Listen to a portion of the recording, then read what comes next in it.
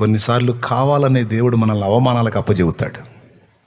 మనలో ఉన్న పట్టుదలను రెచ్చగొట్టడానికి మనల్ని అప్పగిస్తాడు అవమానాలకి. వాడు అవమానపరిచి, వీడు అవమానపరిచి, ఇంటి ముందుకు ఒకటి వచ్చి మాట్లాడి రకరకాల మాటలన్నీ మనల్ని తిననిస్తాడు. అప్పటిదాకా జీవితానికి ఒక గురి గమ్యం లేని స్థితిలో ఉన్న మనిషికి ఈ అవమానాల దెబ్బకి రోషం వచ్చింది. ఏందిరా అసలు ఏంది, ఏమనుకుంటున్నారు, ఏంది నన్ను ఇట్లా? అప్పుడు పరిగెత్తుతావు దేవుని పాదాల దగ్గరికి. ఏమైనా కానీ ప్రభా, నువ్వు నన్ను జ్ఞాపకం చేసుకోవాల్సిందే అని ప్రభు పాదాలు పట్టుకొని గోజాడుకుంటావు. దిగజారిపోయిన శక్తినంతా తిరిగి కూడగట్టుకుంటావు.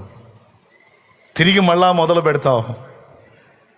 అవమానపరచబడిన వారందరి ఎదుట దేవుని కృపతో, నీ ప్రయాసతో